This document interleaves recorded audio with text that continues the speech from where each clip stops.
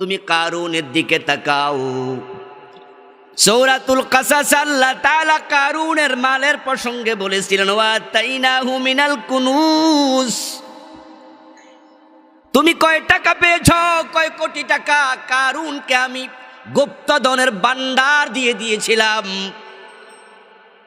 আল্লাহ তাআলা কারুনের সম্পদ সহ কারুনকে যেখানে ধসায়া দিছে, কায়রো শহর থেকে 250-300 কিলোমিটার দূরে ফাইয়ুম নামক জেলা, আমি দেখতে গিয়েছিলাম মিশরের সেই জায়গা, বিশাল নদী জলাশয়, এই পারে দাঁড়ায়া ওই পার দেখা যায় না। এক তীরে আধা মাইলের মতো প্রাইভেট কার চালালাম। ওখানকার জেলে পেয়েছি কয়েকজন, নৌকাওয়ালা পেয়েছি মাঝি, তারা বলেছে আরো আধা ঘন্টা প্রাইভেট কার চলবে। ওই তীরের খবর জানতে চাইলাম, বললাম ওই তীরে কোনো দিন যাই নাই। এই সবটাই ছিল কারুনের ধন সম্পদ, ক্ষেত খামার, মেল ইন্ডাস্ট্রি, আল্লাহ সবটা নিয়ে তাকে জমিনে দশায়া দিছে। পৃথিবীতে তার নাম শুনলে মানুষ কৃপণের নাম মনে করে। তাম দুনিয়ায় 800 কোটি মানুষের মাঝে কারুন নামে একজন পাওয়া যাবে কিনা সন্দেহ আছে। তার নামটা পর্যন্ত কলঙ্কিত, কিন্তু সম্পদের অভাব ছিল না। টাকার সাথে সফলতা নেই। আর ফেরাউনের লাশ আল্লাহ তাআলা পৃথিবীর উপরে রেখেছেন, আজও আছে মিশরের জাদুঘরে। কায়রো শহরে পানিতে ডুবেছিল, 3100 বছরের মতো পানির মাঝে ছিল, পচে নাই, গলে নাই, হাঙ্গর তিমি তাকে খায় নাই। আল্লাহ তাআলা কুরআন মাজিদে বলেন, আল-ইয়াওমা নুনাজ্জিকা বিবাদানিকা লিতাকুনা লিমান খালফাকা আয়া।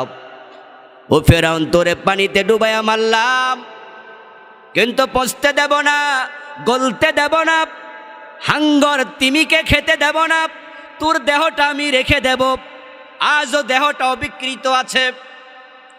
আমি জাদুঘরে ঢুকেছি, একটা কাচের বক্সের ভিতরে ফেরাউন শুয়ে আছে শটান।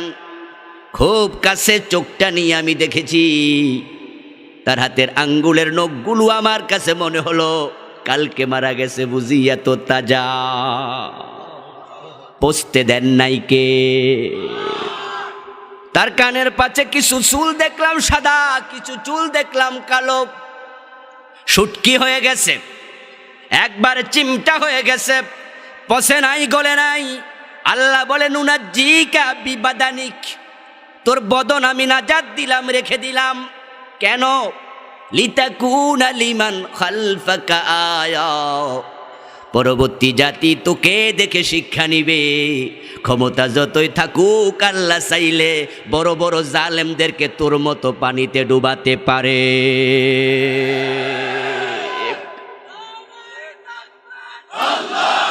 আমার ভাইয়েরা, সামান্য ক্ষমতা পাইয়া পাগল হয়ে যেও না, পাগল হয়ে যেও না।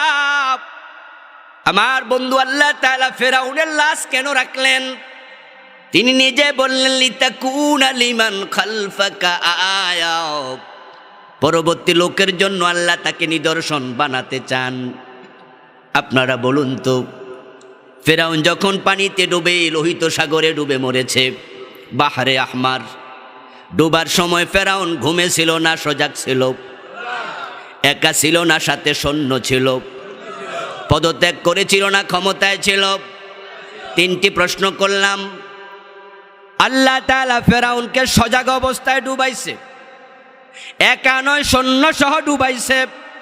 পদত্যাগ করার পরে নয়, ক্ষমতা রাইখা ডুবাইছে। আল্লাহ বুঝায়া দেয়, আমি ডুবাইলে সৈন্যরা বাঁচাতে পারে না। সাবধান হয়ে যাও মুসলমান। আল্লাহ পাক রব্বুল আলামিন ক্ষমতার সাথে সফলতাকে জড়িয়ে দেন নাই। যদি ক্ষমতাওয়ালা মানুষ সফল হতো, তাহলে বর্তমান আমেরিকার প্রেসিডেন্ট জো বাইডেন হতো সবচেয়ে সফল মানুষ। না, মোটেও নয়। হযরত ওমর বলেন, ভালো বংশে জন্ম নিয়ে মনে করো না তুমি সফল, তাহলে তুমি আবু লাহাবের দিকে তাকাও। বিশ্বনবীর আপন চাচা আবু লাহাব কুরাইশ বংশের লোক, কিয়ামত পর্যন্ত মানুষ সূরা লাহাব যখন পড়বে তাকে অভিশাপ দিতেই থাকবে, তাব্বাত ইয়াদা আবি লাহাবিন ওয়া তাব। তাহলে সফলতা কোথায়? ইন্নামাল ইজ্জাতু বিত্তাকওয়া। হযরত ওমর বলেন সফলতা হলো তাকওয়ার সাথে সম্পৃক্ত, ঈমানের সাথে সম্পৃক্ত। আল্লাহ তাআলা বলছেন তিলকাল জান্নাতুল্লাতী নুরিসু মিন ইবাদিনা মান কানা তাকিয়্যা। যে ব্যক্তি ঈমান নিয়ে মরবে, তাকওয়ার সাথে মরবে, আমি তাকে জান্নাত দেব। সুবহানাল্লাহ। কদ আফলাহাল মুমিনুন। শুধুমাত্র যে মুমিন হবে, ঈমানওয়ালা হবে, আল্লাহর ঘোষণা সেই সফল হবে। হে নবী, আপনি বলুন আমি কি এমন কিছু মানুষের খবর দেব নাকি যেই মানুষগুলো আমলের দিক থেকে ক্ষতিতে পড়ে গেছে? তারা আমল করে না তা নয়, তারা আমল করে, করার পরও ক্ষতিতে। আল্লাযীনা দাল্লা সাইয়ুহুম ফিল হায়াতিদ দুনিয়া। দুনিয়ার জীবনে তাদের প্রচেষ্টাগুলো বাতিল, ব্যর্থ হয়ে যাচ্ছে। ওয়া হুম ইয়াহসাবুন আন্নাহুম ইহসিনুনা সুনআ। অথচ তারা এটা বুঝেই না, তারা মনে করে তারা সফল। তবে একদিন তারা বুঝবে, যেদিন বুঝে আর কোনো লাভ হবে না। আমার প্রিয় ভাইয়েরা, আজ থেকে 1400 বছর আগে প্রিয় নবীজির যুগে আবু বকর, ওমর, ওসমানের কালে আল্লাহ এই আয়াত নাজিল করলেন। কিছু মানুষ আমল করে ক্ষতিতে আছে, যেই মানুষগুলো ব্যর্থ, যেই মানুষগুলো সব কিছু শেষ। ও নবী, আপনি বলুন তাদের খবর আমি দেব নাকি? এরকম ব্যর্থ লোকদের খবর আমাদের জানাও দরকার আছে না নাই? আল্লাহ না করুক নিজের অজান্তেও যদি ব্যর্থদের কাতারে আমাদের নাম ঢুকে যায়, উপায় নেই। যে মানুষগুলো ব্যর্থ, আজ থেকে 1400 বছর আগে যদি তারা থাকে, আজকের এই যুগে আমলের দিক থেকে ব্যর্থ এমন লোকের সংখ্যা রাসূলের যুগের তুলনায় কমেছে না বেড়েছে? এমন ব্যর্থ 2-4 জন আজকের মাহফিলে থাকার সম্ভাবনাও আছে না নাই? আজকে আলোচনার পরে যদি ধরা পড়ে যায়, ওই তালিকা আপনার নাম আছে, আমার নাম আছে। এখন যদি বুঝ আসে, আজকে তাওবা করার সুযোগ আছে না নাই? এজন্যই মাহফিল। এখানে গান হবে না, এখানে জাদু দেখানো হবে না, এখানে জঙ্গিবাদ সন্ত্রাসের পক্ষে কথা হবে না, এখানে মানুষের ঈমান ইসলাহের কথা হবে, আমল ইসলাহের কথা হবে। এরপরও যদি কেউ বাধা দেয়, তার ঈমান থাকবে কেমনে? সে মুমিন থাকবে কেমনে? আমার প্রিয় ভাইয়েরা, হাসরের ময়দানে উপস্থিত হওয়ার পর আল্লাহর হাজার হাজার বান্দা দেখবে আমল নামাটা, নেকের পাল্লা একেবারে খালি, একটা নেকও নেই। অথচ তারা আমল করেছে, আমল করার পরেও তাদের আমল নামায় কোনো সওয়াব নাই। আপনাদেরকে আমি প্রশ্ন করতে চাই প্রিয় ভাইয়েরা, আপনাদের এলাকায় হিন্দু দোকানদার আছে না নাই? ওখানে যদি কোনো ভিক্ষুক ভিক্ষা করতে যায়, 10-20 টাকা দেয় না ভিক্ষা? এটা কি নেক আমল না? একজন হিন্দু একজন ভিক্ষুককে 10 টাকা দিল, তার আমল নামায় সওয়াব হইছে কয়টা? কথা বলুন, কয়টা? নেক আমল তো করলো, সওয়াব কই?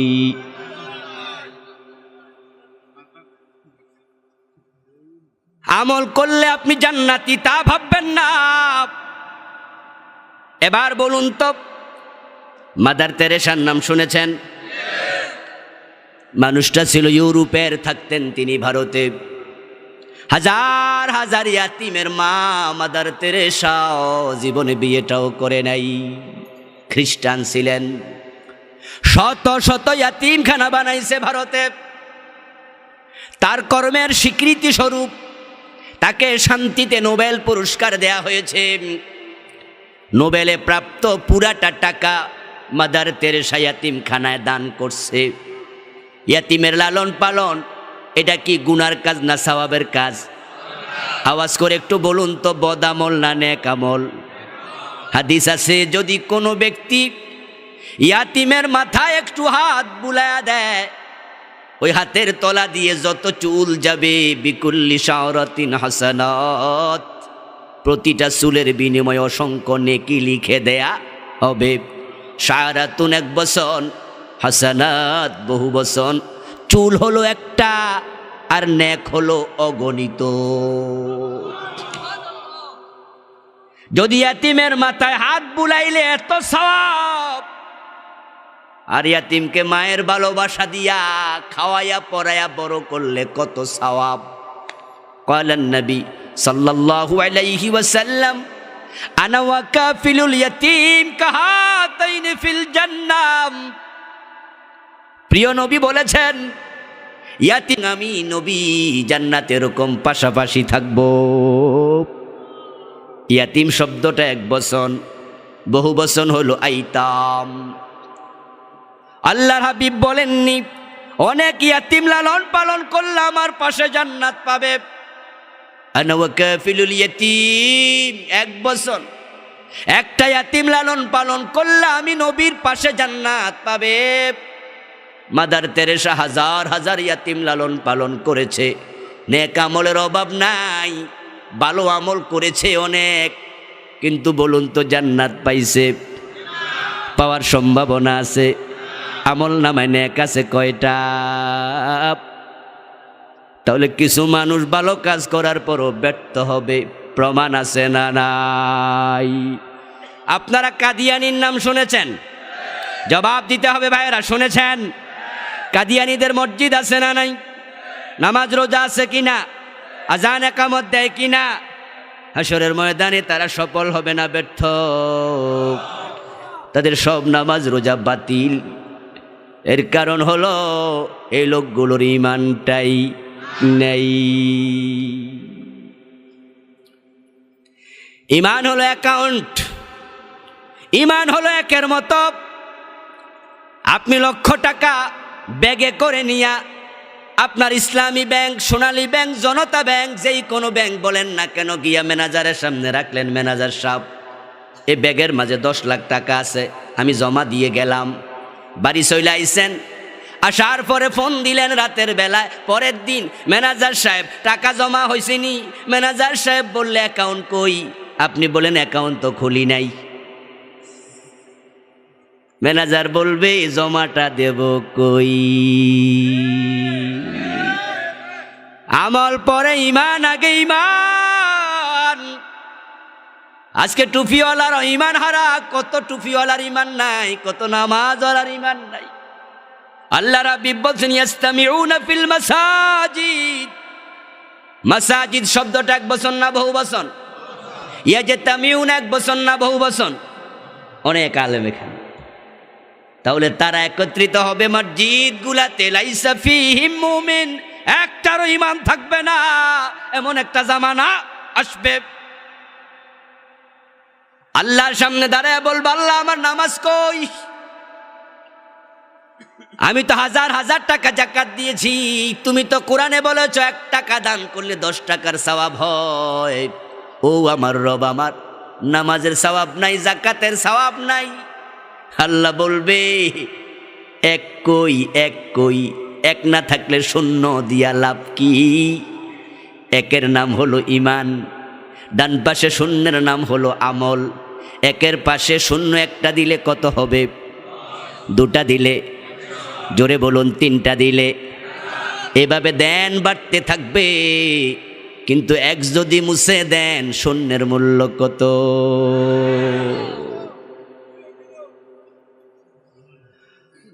ও ভাইয়ারা আমার, বুঝে আগাবেন না, বুঝে অঙ্ক করবেন না।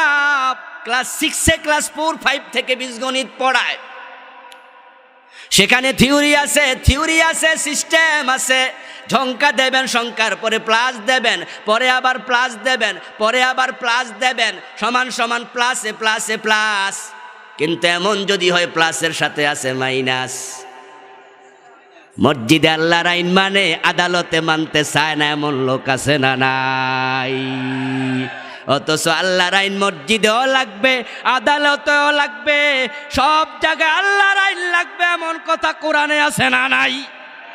তা আপনি মসজিদে মেনেছেন, আপনার অঙ্কের খাতায় প্লাস যোগ হলো, কিন্তু আদালতে মানেন নাই এটা প্লাস না মাইনাস? সমান সমান দেন প্লাসে মাইনাসে, ওইটা মাইনাও লাভ নাই।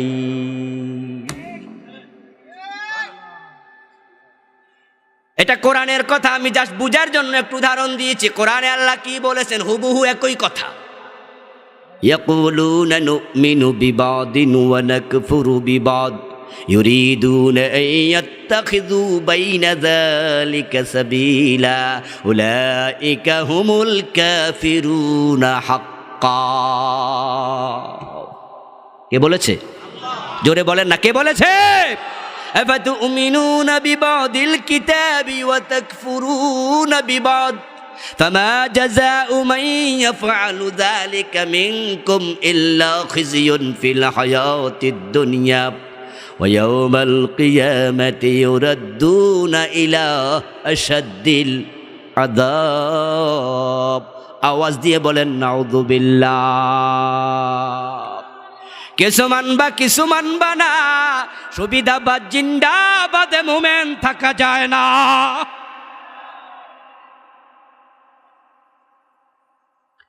ইমান হুজুর বলেছেন চমৎকার ভাবে, ইমান আমরা শিখি না, ইমান আমরা বুঝি না, অনেকে বুঝার চেষ্টাও করি না। আমরা ভাবছি আমরা তো মোমেন, আমাদের তো ইমান আছে। ও দোস্ত কান খুলে শোনো, মোমেন তো সেই ব্যক্তি, যে ব্যক্তি হবে ওই উটের মতো, যে উটের নাকের ভিতরে মালিক রশি ঢুকায়া দিছে। কালান নবী সাল্লাল্লাহু আলাইহি ওয়াসাল্লাম আল মুমিনু কাল জামালিল আনিফ হাইসুমা কিদা ইয়ানকাদ। নাকের ভিতরে রশি ঢুকায়া রশি হাতে নিয়েছে মালিক। বলুন তো সেই উটটা এখন স্বাধীন না পরাধীন? মন মতো চলে না, মালিকের টান মতো।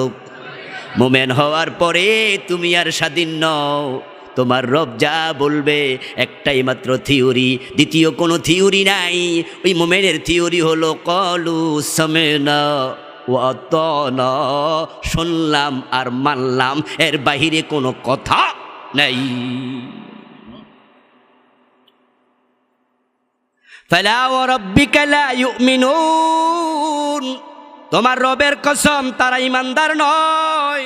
হাত্তা ইউহাক্কিমুকা ফীমা শাজারা বাইনাহুম সুম্মা লা ইয়াজিদু ফি আনফুসিহিম হারাজাম মিম্মা কাযাইত ওয়া ইউসাল্লিমু তাসলিমা।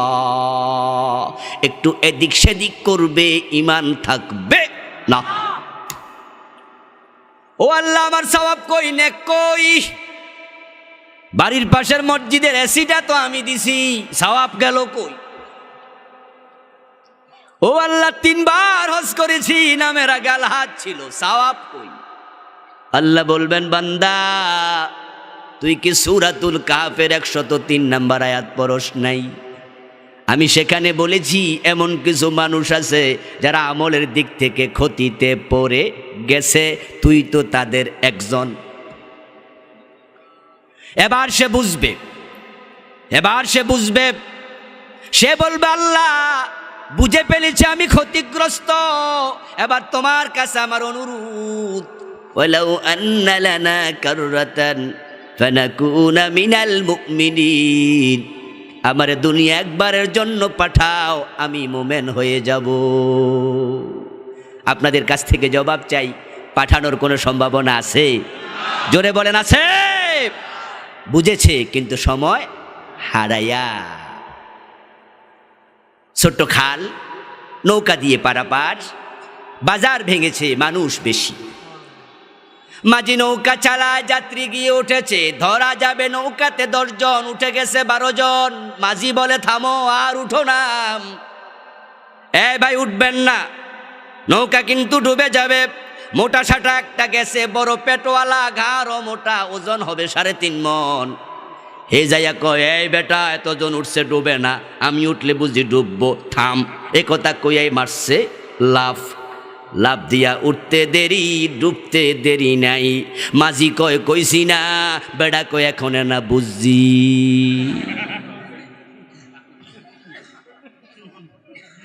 মাঝি কয় বেটা বুঝলি, কিন্তু আমাদেরকে ডুবাইয়া বুঝলি। কিছু মানুষ ডুবাইয়া বুঝবে, হাসরের দিন কাঁদবে, এ কান্নার কোনো লাভ নাই। কিন্তু আজকে বুঝলে সুবিধা আছে না নাই? আমার বন্ধু, 3 গ্রুপ মানুষ হবে ঈমান হারাম, যাদের কিছু কৃতকর্মের কারণে ঈমান চলে যাবে। যে মানুষগুলোর আমল নামায় ঈমান নাই, তার আমল নামায় আমল আর যোগ হবে না। কেমনে হবে? ঈমান যদি না থাকে, আমল শূন্য, এক ব্যতীত শূন্যের মূল্য নাই। এখন ঈমান হারা মানুষ বাংলাদেশে এভেলেবেল। 3টি অপরাধী ঈমান যায়। একটা হলো কুফর করলে ঈমান যাবে, আরেকটা হলো শিরিক করলে ঈমান যাবে, আরেকটা হলো নেফাকে ইতিকাদি, অন্তরে ঢুকলে ঈমান চলে যাবে। মৌলিক 3টা কারণে যাবে।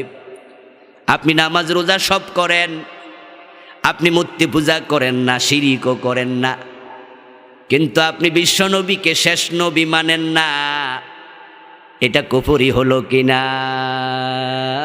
যে অপরাধে কাদিয়ানি কাফের হয়ে গেল। আচ্ছা, আমাদের দেশের কাদিয়ানি কি দুর্গা পূজা করে? কথা বলেন না ভাইয়েরা? মূর্তি পূজা করে, তো কাদিয়ানি কেন কাফের? তারা শিরিক করে না, তাদের অন্তরে নেফাকে ইতিকাদি আছে কিনা আমরা জানি না, অন্তরের খবর জানে কে? কিন্তু একটা বিষয় আমরা জানি, কাদিয়ানিরা বিশ্ব নবীকে শেষ নবী মানে না। দেখুন, লক্ষ্য করে, নামাজ মানে, রোজা মানে, হজ মানে, যাকাত মানে, কিন্তু 4টা অক্ষর খা আলিফ তা মিম, খাতামান নবিয়্যিন, এই মেসেজটা মানলো না। নামাজ রোজা থাকার পরও তারা মোমেন না, কাফের। এ কোরআনের বিসমিল্লাহর বা থেকে মিনাল জিন্নাতি ওয়ান নাসের সিন পর্যন্ত যত হরফ আছে, 4টি নয়, 3টি নয়, 2টি নয়, কেউ যদি একটা না মানে সেও হবে কাফের। কাদিয়ানিকে কাফের ফতুয়া দিয়ে আমি মজা নেই না, আপনিও নিয়েন না। আমাদের হুজুর কিছুক্ষণ আগে শাইখুল হাদিস হুজুর বলেছেন, আল্লাহর নবী ছাড়া কারো ঈমানের নিরাপত্তা নেই। তাই সবসময় টেনশন করো, টেনশন করো, টেনশন করো। ঈমানের যত্ন নেও, যত্ন নেও, যত্ন নেও। এ দুনিয়াতে সবচেয়ে বড় দামি নিয়ামত ঈমান, আর সবচেয়ে বড় ডাকাতের নাম ইবলিস, শয়তান। সে অলওয়েজ আমাদের ঈমান চুরির ফন্দি করে। হাদিস, আশ-শায়তানু জাসিমুন আলা কলবি বনি আদম, বনি আদমের কলবের পাশে এসে শয়তান ঘাপটি মেরে থাকে। বনি আদমের মাথায় বসে না, গর্দানে বসে না, হাতে বসে না, মাজায় বসে না, পেটে বসে না, কলবের কাছে কেন বসে? এর কারণ কলব, এখানেই ঈমান থাকে। তাই চান্স পাইলে ঈমান চুরি করার চেষ্টা করবে। আমার প্রিয় ভাইয়েরা, এখন কাদিয়ানিরে কাফের ফতুয়া দিয়ে মজা নিয়ে লাভ নাই, বরং নিজের খবর কি সেটা তালাশ করুন। قال النبي صلى الله عليه وسلم الكيس من دان نفسه وعمل لما بعد الموت। মানুষের সমালোচনা যে করে সে চালাক মানুষ নয়। যে পরনিন্দা, পরচর্চা, অন্যের দুশ্চর্চা করে, ছিদ্রান্বেষণ করে, সে চালাক মানুষ। রাসূল বলেন নাই তাকে, রাসূল বলেছেন আল কাইয়িসু মান দানা নাফসাহু, যে আত্মসমালোচনা করে, নিজেকে নিয়ে ভাবে, সেই হলো চালাক মানুষ। কাদিয়ানি কোরআন মাজিদের 4টা অক্ষর না মাইনা কাফের। এখন যদি আপনার ভিতরে একই ফতুয়া, একই মাসালা, একই মামলার আসামি আপনি হন, আপনি কি মোমেন? এদেশে হাজার হাজার মানুষ নামাজ মানে, রোজা মানে, কিন্তু কোরআনের ডজন ডজন আয়াত অস্বীকার করে বসে আছে, মানে না। আমি একটু উদাহরণ দিলে বুঝবেন।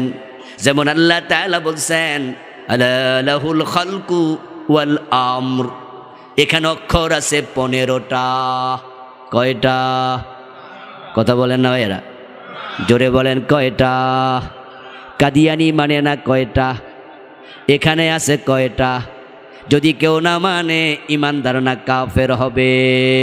এ দেশের লাখ লাখ নামাজি এই আয়াতটার অংশ, এই আয়াতের অংশটুকু মানে লাখ লাখ। ঠিক একই মাসলায় তারা কাফের। বাংলা অর্থ বলি তারপরে বুঝবেন মানে যে না। বাংলা অর্থ হলো সাবধান, সৃষ্টি যার আইন চলবে শুধুই তার। বলুন তো সৃষ্টিকার? আরো জোরে বলুন কার? আইন চলবে কার? চলছে তো ব্রিটিশ আইন মানে কেটা? বাংলাদেশি নামাজিরা। আমরা তো 90% আমরা মসজিদেও আছি, আবার ব্রিটিশ আইনের পক্ষে আছি। মসজিদে গেলে সবাই ঢোকে কোন পা দিয়ে, বের হয় কোন পা দিয়ে? কোন দ্বিমত আছে? আল্লাহু আকবার বলেন আমার শুরু, সালাম ফিরেন আমার শেষ। মাগরিবের ফরজ 3 রাকাত, ইমাম যদি 2 রাকাত পরে সালাম ফিরায়, মুসল্লিরা ফিরাবে না, লোকমা দেবে।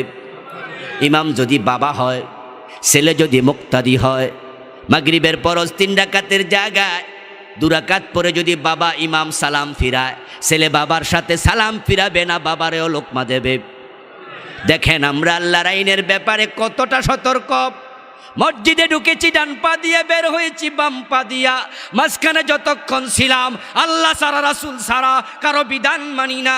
বাবা ভুল করলে বাবারেও মানি না, বাবারও লোকমা দিলাম। আল্লাহর আইন মানার ব্যাপারে দ্বিমত নাই। কিন্তু সেই নামাজি হাকিম যখন আদালতের চেয়ারে বসে, আল্লাহর আইন দিয়ে একটা মামলার রায়ও দেয় না।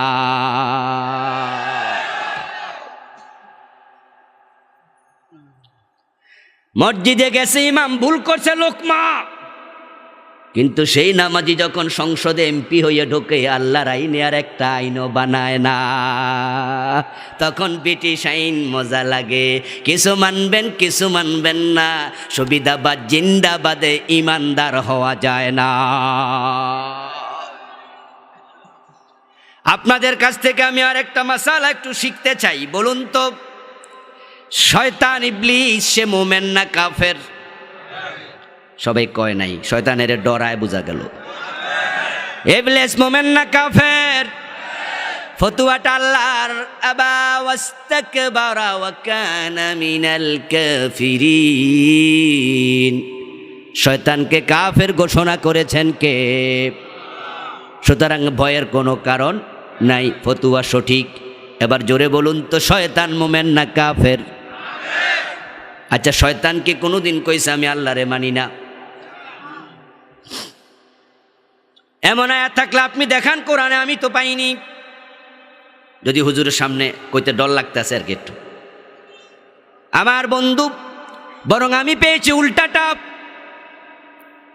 যখন শয়তান আল্লাহ তাআলা বের করে দিলেন জান্নাতের সীমানা থেকে, বললেন ফাখরুজ মিনহা ফাইন্নাকা রাজিম, তুই অভিশপ্ত, তুই বেরিয়ে যা। শয়তান জান্নাতের সীমা থেকে বের হলো। বের হয়ে আবার কি বলেছে কোরআন থেকে শুনুন। শয়তান বলতেছে রব্বি ফাআনজিরনি ইলা ইয়াউমি ইউবআসুন। ও আমার রব, কি বলেছে? রব্বি। রব্বি অর্থ কি? জোরে বলেন, রব্বি অর্থ কি? সে বলে আমার রব, আমারে কিয়ামত পর্যন্ত হায়াত দাও। দোয়া করছে কার কাছে?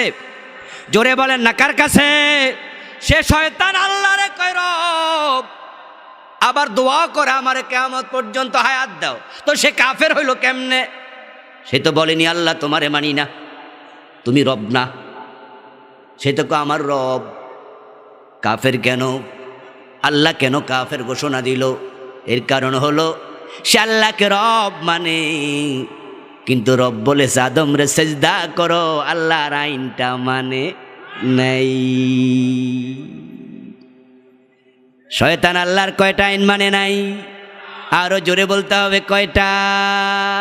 এখন আল্লাহ কয় চোর ধরে হাত কাটো, আর আপনি ব্রিটিশ আইনে চোর ধরে জেলে দেন। আল্লাহ কয় জেনা করলে 100 বেত লাগাও অবিবাহিত হলে, আর আপনি 50 টাকা জরিমানা ঘোষণা করেন। আল্লাহ কয় জেনাকারী যদি জেনা করে বিবাহিত হয় তাকে পাথর মারো, আর আপনি বলতেছেন 2 জন রাজি থাকলে অসুবিধা নেই।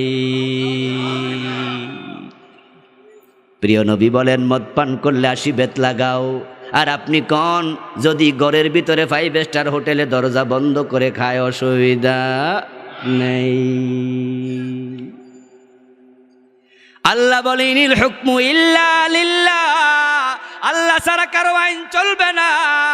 আল্লাহর আইনের কথা বললে আপনার চেহারা কালো হয়ে যায়। শুধু আল্লাহর আইনের কথা বলার কারণে জঙ্গি বলে গালি দেয়, মামলা দিয়া জেলে ঢুকায়া দেয়, এমন জালেম আছে না নাই? আল্লাহর আইন তো মানে না। আমরা যারা মানতে চাই আমাদেরকে বলতেও দেয় না। তোমার ইমান থাকলো কেমনে?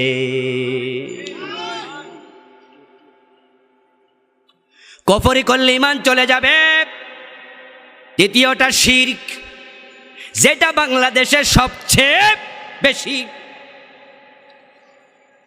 আমার প্রিয় ভাইয়েরা, শিরক এমন এক অপরাধের নাম যেটা করার সাথে সাথে ঈমান খতম হয়ে যায়। শিরক করার সাথে সাথে পুরা জীবনে যত নেক আমল করেছেন সব বরবাদ হয়ে যাবে। এমন গুনাহ আর একটাও নাই। আচ্ছা, গত বছর হজ করছে, আজকে ফজরের নামাজ কাজা করে ফেলছে, এই কারণে কি হজটা বাতিল হয়ে যাবে? মাশাআল্লাহ, বাতিল হবে না। ফজরের নামাজ কাজা হয়েছে, গুনাহ লেখা হবে। হজের জায়গায় হজের সওয়াব লেখা হয়ে গেছে, বাতিল হয়নি। 5 ওয়াক্ত নামাজি বাজারে যাইয়া লেনদেন করার সময় একটা মিথ্যা কথা বলে ফেলেছে, গতকালকের 5 ওয়াক্ত বাতিল হয়ে গেছে নাকি? হয়নি। গুনাহ করেছেন, গুনাহ লেখা হবে। নামাজ পড়েছেন, সওয়াব লেখা হবে। দুইটা আলাদা। কিন্তু শিরক করলে নেক আমল থাকবে না। আশ্চর্য এক গুনাহ। আল্লাহ কোরআন মাজিদে বলেন ওয়ালাকাদ উহিয়া ইলাইকা ওয়া ইলাল্লাযীনা মিন ক্বাবলিকা লাইন আশরাকতা লায়াহবাতান্না আমালুক ওয়া লাতাকুনান্না মিনাল খাসিরিন। ও প্রিয় নবী, ওহি আগেও পাঠাইছি, আপনার কাছেও পাঠাচ্ছি, মেসেজটা ভালো করে শুনুন। লাইন আশরাকতা, ও নবী মুহাম্মদ, যদি আপনিও শিরিক করেন। আল্লাহু আকবার। নবী কোনো শিরিক করার সম্ভাবনা আছে নাকি? কিন্তু সরাসরি জমিরে খেতাব, ওয়াহিদ মুযাক্কার হাজিরের সিগাব। আল্লাহ বলে লাইন আশরাকতা, যদি আপনি নবী শিরিক করেন, লা ইয়াহবাতান্না আমালুক, লামে তাকিদ, নুনে তাকিদ সাকিলা, দুইটা তাকিদ একসাথে করে আল্লাহ কয় নিশ্চিতভাবে আপনার সব আমল বাতিল হয়ে যাবে। ওয়ালা তাকুনান্না মিনাল খাসিরিন, শুধু আমলে বাতিল হবে না, আপনি ক্ষতিগ্রস্তদের একজন হয়ে যাবেন। এই ক্ষতি দুনিয়ার ক্ষতি না, আখিরাতের ক্ষতি। শিরিক নিয়ে মরবেন, ও নবী, আপনার কপালেও জান্নাত মিলবে না। আরেক আয়াতে আল্লাহ তাআলা বলেন ওয়ালাউ আশরাকু লাহাবিতা আনহুম মা কানু ইয়ামালুন। এ উম্মতেরা, যদি তোমরা শিরিক করো, যত নেক আমল করেছো মুহূর্তের মাঝে সব বাতিল। ও বন্ধু, কত নামাজি আল্লাহর কাছে যায় বলবে আল্লাহ কোথায় আমার আমল, অথচ সেই নামাজিটা আবার মসজিদে গিয়ে যে আল্লাহরে সেজদা দিছে, দরবারে গিয়ে পীরের পায়েও দিছে, এমন নামাজি আছে না নাই? সে আল্লাহর কাছে বলবে আমার নামাজের সওয়াব কই? আল্লাহ বলবে বেটা তুই শিরিককারী, ইমানে তো শেষ, আমল থাকবে কেমনে? যে এলাকায় একটা মাজার আছে ওই এলাকায় শিরকের বন্যা বয়ে যায়, ঠিক কি না? আস্তাগফিরুল্লাহুল আযীম। মাজার আছে অথচ শিরিক হয় না এমন মাজারের সংখ্যা খুব কম। এই দেশের মানুষ হাসতে হাসতে শিরিক করে, কারণ তারা শিরিকে বুঝে না শিরিক করে কারে কয়। আমার দোস্ত, যারা বুঝে না, জাহেল মূর্খ, ওদের শিরিক দেখে আমরা বলি জানে না বুঝে না, জাহালাতের কারণে শিরিক করছে। কিন্তু কিছু আলেমকে যখন শিরিক করতে দেখি তখন দুঃখে কলিজায় ব্যথা তৈরি হয়, হায়রে আলেম হইও বুঝলো না। রাসূল সাল্লাল্লাহু আলাইহি ওয়াসাল্লামকে ভালোবাসতে যাইয়া কিছু মানুষ রাসূলকে আল্লাহর কাছে নিয়ে যায়, এমন আছে না নাই? আল্লাহর কাছে বসায়া দেয়, আল্লাহর সাথে শরীক করা। ও বন্ধু, আমি দেখেছি কামেল মাদ্রাসার মুহাদ্দিস, হাজার হাজার আলেমের উস্তাদ, কামেল মাদ্রাসার মুহাদ্দিস, প্রিন্সিপাল, ভাইস প্রিন্সিপাল, যাদের এলমের কাছে আমি কিচ্ছু না, তুচ্ছ, ভয়ে কথা বলতে পারবো না, এমন সম্মানীয় আলেম, কিন্তু ওনার মুখ থেকে যখন শুনেছি রাসূল গায়েব জানে, তখন কষ্টে মনে ব্যথা পেয়েছি। হায় রে, এত বড় আলেম ঈমান হারা হয়ে গেল। ও আমার প্রিয় ভাইটি, শিরিক কাকে বলে? শিরিক হলো যেই সিফাত আল্লাহর জন্য খাস, যে বিষয়টি আল্লাহর জন্য নির্ধারিত, এই বিষয়ের সাথে অন্য কাউকে শামিল করার নামে হলো শিরিক।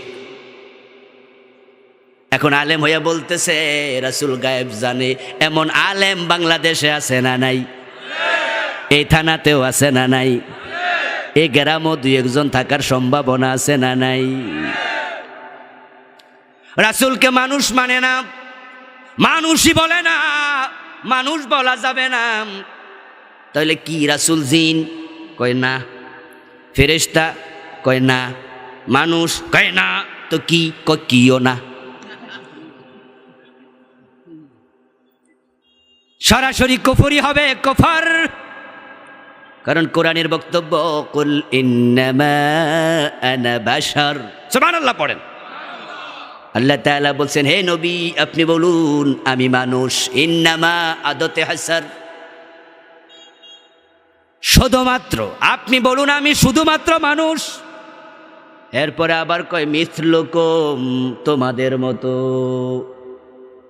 আপনি যেন কইতে না পারেন অতি মানুষ, মানুষ তবে আমরার মতো না, এটা কওয়ার সুযোগ নাই। আল্লাহ কয় কুল, আপনি বলুন ইন্নামা আনা বাশারুম মিথলুকুম, ও নবী আপনি বলে দেন আমি তোমাদের মতো মানুষ, আমারও ক্ষুধা লাগে, লাগেনি? আমারে মারলে ব্যথা লাগে, লাগেনি? কথা বলেন, রাসূলের ক্ষুধা লাগতো কিনা? মারলে ব্যথা লাগতো কিনা? রাসূল খেতেন কিনা? বিয়ে দরকার ছিল কিনা? বাজারে যেতেন কিনা? ছেলে মেয়ের বাবা হইছে কিনা? রাসূলের মা আছে না নাই? রাসূলের বাবা আছে না নাই? তো একজন মানুষের যা দরকার কোনটা নাই? তবে হ্যাঁ, আল্লাহর হাবিব সাল্লাল্লাহু আলাইহি ওয়াসাল্লামের স্পেশাল কিছু বৈশিষ্ট্য ছিল। ওই বৈশিষ্ট্যগুলো আল্লাহর হাবিব বলেছেন এগুলো আমার জন্য খাস। বিশ্বনবীর গা থেকে ঘামাইলে আওয়াজ করে বলতে হবে, সুগন্ধ বের হতো না দুর্গন্ধ? এটা রাসূলের স্পেশালিটি। আমরা যখন ঘুমাই ওযু থাকে না, ভেঙে যায়। বিশ্বনবী বলছেন আইনা ইয়াতানামান ওয়া কলবি ইয়াকজান। আমার বন্ধু বিশ্বনবী সাওমে বেসাল রেখেছেন, আমাদেরকে রাখতে মানা করছেন। আল্লাহর হাবিবের কিছু স্পেশাল গুণ, আর বাকি যা আছে সব একজন মানুষের মতো। তবে হ্যাঁ বন্ধু, আল্লাহর হাবিব হচ্ছেন দুনিয়ার সবচেয়ে সেরা মানুষ। তিনি মানুষেরই একজন, তবে তার মর্তবা হলো সবার উপরে। কিন্তু কিছু লোক রাসূলের মানবত্বকে অস্বীকার করে কুফরি করছে, অতি ভালোবাসা দেখায়া ঈমান হারা হয়ে যাচ্ছে। প্রিয় নবী 1400 বছর আগে এজন্যই সতর্ক করে বলেছেন, লা তুতরুনি কামা আতরাতিন নাসার ইবনে মারইয়াম। সহিহ বুখারীর হাদিস। ইবনে মারইয়ামকে নিয়ে খ্রিস্টানেরা সম্মানে বাড়াবাড়ি করতে করতে আল্লাহর ছেলে বানায়া তারা যেমন ঈমান হারা হয়ে গেছে, আমি নবী মুহাম্মাদের সম্মান নিয়া তোমরা বাড়াবাড়ি করিও না। ইন্নী আব্দুল্লাহ ওয়া রাসূলুহু, আমি আল্লাহর বান্দা এবং আল্লাহর রাসূল। এখন ওরা বলে কিনা উনি মানুষ না তো কি, এবার গান বানাইছে, মানবেরই রূপ ধরিয়ে নবী এলেন ভবে। আসেনি? এই মাইকল আওয়াজ বাড়াও। মানবেরই রূপ ধরিয়ে নবী এলেন ভবেতে, কুল্লু আলম লুটে পড়ে আস্তাগফিরুল্লাহল আযীম তাহার শরণ তলেতে। পুরাটা গান একসাথে কইলাম না, কারণ এই ভিডিও টক বানাই ছেড়ে দিব, এই জন্য বাইঙ্গা বাইঙ্গায় কইছি চান্স যেন না পায়। আমার ভাইয়েরা, এই গানটা সরাসরি শিরক। আচ্ছা, এখানে আমার আগে বক্তৃতা দিয়েছেন আজকে এশার পরে আমাদের সাদিক আজহারি ভাই, উনি সাদেক আজহারির রূপ ধরে আইছে আজকে, ঠিক না? হ্যাঁ, নাকি সাদেক আজহারি আইছে? ইয়াতামাসসালু লাহুল মালাকু বাশারান সাবিয়া। রাসূল সাল্লাল্লাহু আলাইহি ওয়াসাল্লামের কাছে ফেরেশতা মাঝে মাঝে মানুষের সুরত ধরে আসতো, এটা কোরআনেও আছে, হাদিসেও আছে। আচ্ছা, ফেরেশতা কি মানুষ? এজন্য রূপ ধরতো। এখন সাদিক আজহারি রূপ ধরার কোনো দরকার নাই, সে তো নিজে একজন সাদিক আজহারি মানুষ, রূপ ধরে তো সে যে আসল না। তো বিশ্বনবী মানুষের রূপ ধরলেন, কারণটা কি? এবার কারণ তারা ব্যাখ্যা করছে, কারণ হলো আহমদের মিমের পর্দা তুলে দে রে মন, দেখবি সে তাই বসত করে আহাদ নিরঞ্জন। নাউজুবিল্লাহ পড়েন, আস্তাগফিরুল্লাহল আযীম। আহমদ থেকে মিম তুলে দাও, আহমদ আহাদ হয়ে যাবে, এমন নিকৃষ্ট আকীদা তারা পোষণ করছে। তারা বলে থাকে শরীয়ত কা ডর সে अगर नहमैयों का तो मोहम्मद नबी खुद खुदा बन कर आया। রাসূল সাল্লাল্লাহু আলাইহি সাল্লামকে ভালোবাসতে গিয়ে শিরিক করছে, কুফর করছে, বলে দিচ্ছে রাসূল গায়েব জানে, অথচ আল্লাহর কোরআনে অনেকগুলো আয়াত আছে গায়েবের মালিক একমাত্র কে? চিৎকার দিয়া বলেন কে? গায়েবের মালিক আল্লাহ। কুল ইন্নামাল গায়বু লিল্লাহ। ও নবী বলুন, গায়েব শুধু কার জন্য? কুল লা ইয়ালামু মান ফিস সামাওয়াতি ওয়া মান ফিল আরদিল গায়বা ইল্লাল্লাহ। ও নবী আপনি বলুন, কুল লা ইয়ালামু মান ফিস সামাওয়াতি ওয়াল আরদিল গায়বা ইল্লাল্লাহ, এক আল্লাহ ছাড়া কেউ গায়েব জানে না। আচ্ছা, মেরাজের কাহিনীর মাঝে আপনারা শুনে থাকবেন, বিশ্বনবীকে মুতঈম ইবনে আদি নামে একজন দুরন্দর প্রশ্ন করেছিল যে কালকে রাতে যদি তুমি মসজিদে আকসায় যেয়ে থাকো, বলো তো মসজিদে আকসার দরজা জানালা কয়টা? এমন একটা হাদিস আছে না নাই? قال النبي صلى الله عليه وسلم سألوني عن أشياء لم أثبت عليه। সহিহ মুসলিমে এসেছে, প্রিয় নবী বলেন, তারা আমার এমন কিছু প্রশ্ন করলো যেগুলোর উত্তর আমার জানা ছিল না, তারপর আমি এমন বিপদে পড়ে গেলাম, এই বিপদে জীবনে কোনোদিন পড়ি নাই। আমি যদি বলি জানি না, তারা হাততালি দিয়ে বলবে যাওয়ে নাই, জানবা কেমনে? কিন্তু আমি তো জানি না মসজিদ আকসার দরজা জানালা কয়টা, আমি তো সেখানে জানালা গনতে যাই নাই। এই যে আজকের মাহফিলে আমি আসলাম ঢাকা থেকে, ওয়াজ করে ফিরে যাব কিছুক্ষণ পরে ইনশাআল্লাহ। কালকে সকালে আমার কোনো কলিগ যদি বলে কালকে মাহফিল করছেন কই, আমি বলবো যে অমুক জায়গায়। এটা কি কচুয়া থানা? যে কচুয়া থানায় করেছি আশরাফপুর গ্রামে, উনি যদি বলে যে না না আপনি কালকে মাহফিলে করেন নাই, আমি বললাম আরে মিয়া আমি করছি, উনি যদি বলে তাহলে বলুন তো প্যান্ডেলে লাইট ছিল কয়টা? বলতে পারবো আমি? আমি কি লাইট গুনতে আসছি? এটা কি প্রশ্ন হলো? মতিম ইবনে আদি বড় দুরন্দর, সে জানে এমন প্রশ্ন করব জবাব দিতে পারবে না। আল্লাহর হাবিব বলেন জবাব তো আমার কাছে নাই, আমি তো জানি না, কিন্তু ফাজাল্লাল্লাহু লিল বাইতাল মুকদ্দাস ফাতাফিখতু উখবিরুহুম আন আয়াতিহি ওয়া আনা আনজুরু ইলাইহি। হঠাৎ করে দেখি আমার আল্লাহ পুরা বাইতুল মুকদ্দাস আমার জন্য খুলে দিয়েছেন। আমি আবার দেখে দেখে বলতে শুরু করলাম।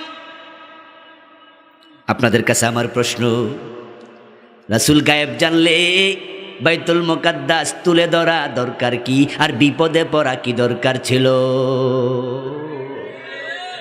মক্কার কাফেরেরা, নাজরানের খ্রিস্টানেরা, মদিনার ইহুদিরা রাসূল সাল্লাল্লাহু আলাইহি ওয়াসাল্লামকে আটকানোর জন্য মাঝে মাঝে কিছু প্রশ্ন করতেন।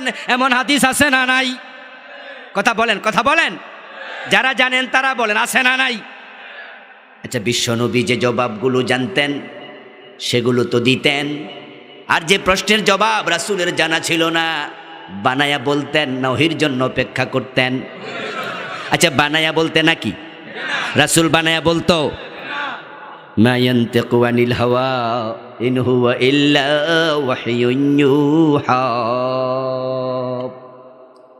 এখন রাসূল বানায়া বলতেন না, ওহির জন্য অপেক্ষা করতেন। গায়েব জানলে ওহির অপেক্ষা দরকার কি? এখন কিছু কিছু আলেম বলবে হুজুর তার বিশ্বনবী যে বলেছেন কিয়ামতের আগে দাজ্জাল আসবে, জানলো কেমনে? মুতার যুদ্ধে সাহাবী যায়েদ শহীদ হলো, জাফর শহীদ হলো, আব্দুল্লাহ ইবনে রাওয়াহা রাদিয়াল্লাহু তাআলা আনহুম শাহাদাত বরণ করলেন। মদিনার মসজিদে বসে রাসূলুল্লাহ সাল্লাল্লাহু আলাইহি ওয়াসাল্লাম সাহাবায়ে কেরামের কাছে কারগুজারি শোনাচ্ছেন। বিশ্বনবীর চোখ বেয়ে বেয়ে পানি পড়ছে, গন্ডদেশ বেয়ে বেয়ে দাড়ি ভিজে গেল। আমার যায়েদ শহীদ, আমার জাফর শহীদ, আমার আব্দুল্লাহ বিন রাওয়াহা শহীদ, তো গায়েব না জানলে মদিনা থেকে বলল কেমনে? এই যে গায়েবের দলিল পাইয়া গেছি, যদি গায়েব হতো এগুলো তাহলে আল্লাহ কেন বলে আল্লাহ ছাড়া কেউ গায়েব জানে না? তাহলে রাসূল কেমনে বললেন?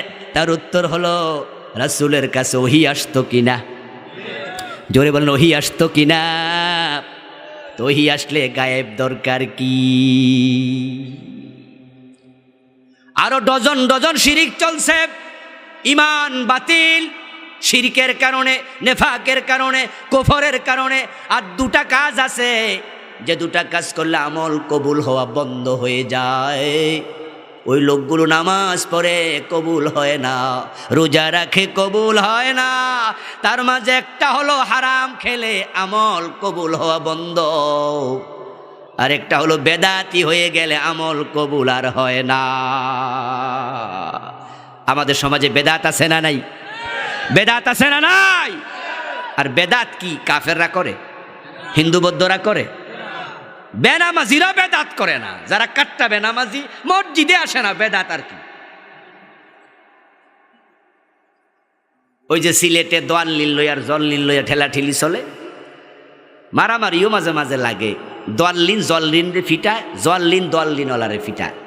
বাজারে দুই ফাটি মারামারি লাগছে, এক লোক হেঁটে যাচ্ছে, এখন লাঠি হাতে লইয়া কয় আয় তুমি দোয়াল্লিন না জল্লিন? হে মনে মনে কই কোনটা কইয়া মাইর খায়, হে কয় আমি নামাজি পড়ি না। আমার বন্ধু যারা হিন্দু বৌদ্ধ খ্রিস্টান ইহুদি তারা বেদাত করে না, কারণ বেদাত আমলের সাথে সম্পৃক্ত। প্রিয় নবী এবং সাহাবায়ে কেরাম সওয়াবের জন্য যে কাজটি করেন নাই ইবাদতের নিয়তে নতুন করে চালু করার নামই হলো বেদাত। এমন ডজন ডজন বেদাত সমাজে চালু আছে না নাই? বেদাতি রাসূলের শাফাত পাবে না, বেদাতির আমল কবুল হবে না, বেদাতিক রাসূল সোকান সোকান বলে কিয়ামতের দিন তারাইয়া দেবে, হাউজের পানি পান করতে পারবে না। রাত অনেক গভীর হয়ে গেছে, আলোচনার সামনে যেতে চাই না। এই বিদআত এবং শিরকের বিরুদ্ধে আমাদের আজকে সভাপতি ওস্তাদুল আসাতেজা, আমার প্রাণপ্রিয় ওস্তাদ, মাথার তাজ আল্লামা ফজলুল করিম হাফেজাহুল্লাহ পুরাটা জীবন শিরক বিদআতের বিরুদ্ধে কথা বলে যাচ্ছেন। ওনার থেকে আমরা শিখেছি, কোরআন হাদিস পড়ে দেখেছি, হুজুরের শিখানো এই কথাগুলো আমাদের জন্য ছিল নিয়ামত, নিয়ামত, নিয়ামতে উজমা, নিয়ামতে উজমা। হুজুর এই বিষয়ে বই লিখেছেন বেদাতের পরিচয় এবং পরিণতি নিয়ে, চমৎকার 3টি খণ্ড বের হয়েছে। আমি উদাত্ত আহ্বান রাখব, দোয়ার পরে আপনারা বইগুলো নেবেন। হুজুরের বইগুলো স্টেজে আছে, পড়বেন, পড়াবেন, জানবেন, জানাবেন। আল্লাহ তৌফিক দান করুক, বলি আমিন।